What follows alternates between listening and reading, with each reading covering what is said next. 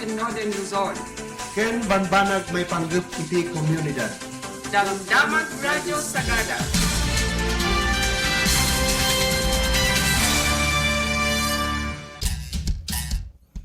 Naimbangag sa pakada kayo gagayong kakabsata, din manon manen iti oras iti panakaibingay dagiti si magmamano at damdamag iti manipod lokal ken nasyonal.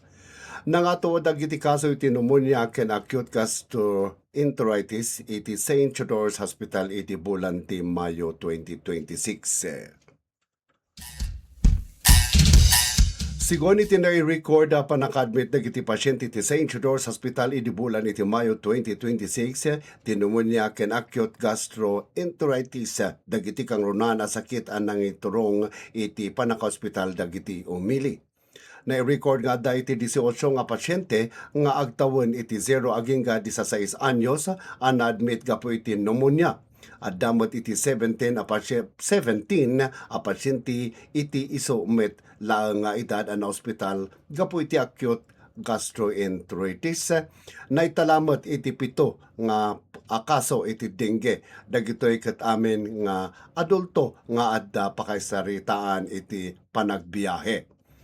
Iti panagkonsulta iti Mayo dagiti kadwan a sakit ana record ket respiratory tract infections para kadagiti amin nga edad, hypertension para kadagiti 40 anyos ken ag nagtawon pay, ken pneumonia para kadagiti ubing ken nataengan na italamat nga adu dagiti babae ang nagkonsulta gapo iti pneumonia.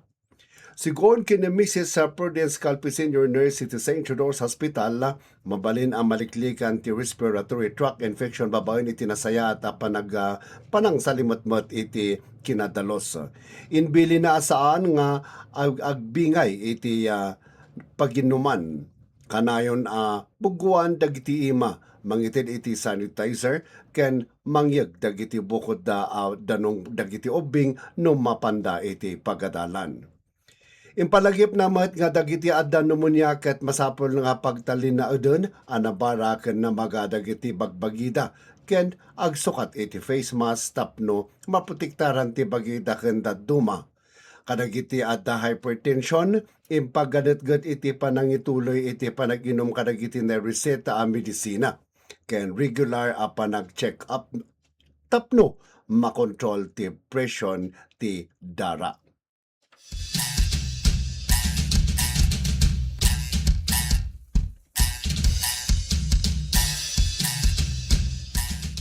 Iti dadumapay damdamag lokal iti Bagyo Benguet nakailisa ti kaduan ang record iti child labor manipod iti bulan ti Enero aging Mayo. Naka-record ti Bagyo Benguet iti kaduan ang kaso ti child labor manipod iti bulan ti Enero aging Mayo iti agdama atawan. Dahito ikat may basar iti datos nga ipakaamo ti Department of Labor and Employment iti napalabas nga aldaw iti Hunyo 8. Sigon kini Miss Leticia Reyes manipod Department of Labor and Employment Cordillera, dumanonan iti agarup 1042, ti na-record da akaso ti child labor iti Region Cordillera no sa dino na ilista ti Bagyo Benguet iti kaduan kaso iti bilang nga agarup 379 iti umuna alim maabulan iti agdama atawan. Sumarunod dito iti Fugao iti bilang 182 ken Mountain Province iti bilang 151. Sigon kini Reyes dagiti kang runan a rason no apay nga adda wenno adu dagiti child laborers ket gapo iti tarigagay da makatulong iti pamilyada. Tumulong kadagiti negosyo ken talon iti pamilyada ken kaawan ti interes da nga umuneg iti pagadalan.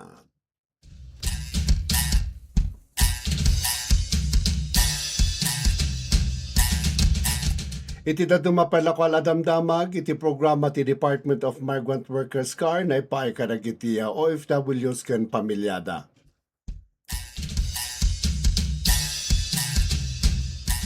Naisayangkat iti Department of Migrant Workers Cordillera DMW CAR iti programa Community Access to Responsive and Extensive Services CARES. Napalabas nga daw Hunyo 8 para kadagiti OFWs ti region. Dahito ikot pasat iselebrasyon iti National Migrant Workers day no sa dino na pa iti nagduduma libre a serbisyo para kadagiti OFWs, returning workers, kastamotan kadagiti pamilyada. Na pa iti libre a medical services babaen iti Zonta Club of La Trinidad ken Philippine Red Cross kastamot iti libre a legal a konsultasyon ken assistance manipod Integrated Bar of the Philippines sa Baguio Benguet Chapter. Nasurok 50 a benepisaryo mat iti naepayan kadagiti serbisyo a naepaay babaen iti nasao a programa.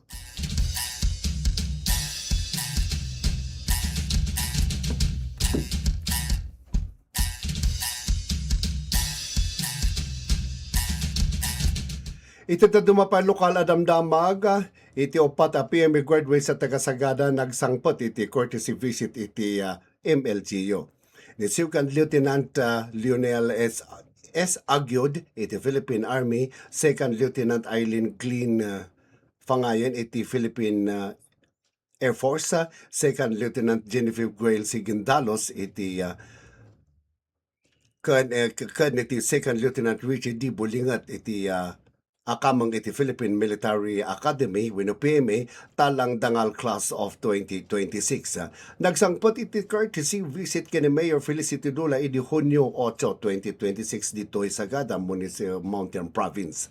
Naimbag nga nangawat ni Mayor Dula kadagiti baro nga naikomisyon nga opisyal ken pinadayawan na ti kina paka iti kina kipag garaw na akadakwada kinuna na kadakwada ket mangibagi kadagiti napintas nga anak ti Sagada anang ipakita iti panagreget disiplina ken panagserbi iti pagilyan ti nagbaligiyan dakat nang teddayaw saan lang kadagiti pamilyada dudiket iti entero ang munisipalidad.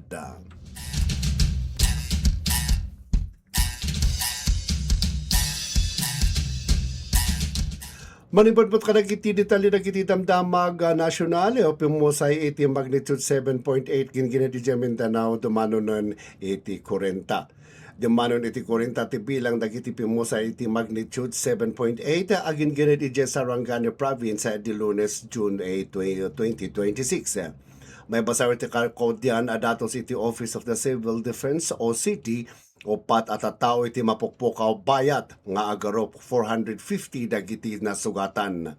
Sigon iti OCD karaman kadagiti nakaroan apektaran ti General Santos City, Sarangani ken South Cotabato. At dumatlang dagiti pamilya iti nagbakwit gapu iti panakadadaal ti pagtaengan dagitoy. Kabayatan nagaro 562.8 million iti mapatapata danyo sa iti nadadaal nga infrastruktura iti Davao Region ken Sargen. Sigon kadagiti otoridad, agtultuloy pa lang ti aftershock a mapaspasaran sa jay. Iti agdamang agtultuloy ti search and rescue ken retrieval operations tapno matulungan ken mapirokan dagiti mapukpukaw. Naiwaras matlang ti agarop 2,700 a personnel iti Armed Forces of the Philippines, Philippine National Police ken Bureau of Fire Protection kadagiti apektado a lugar.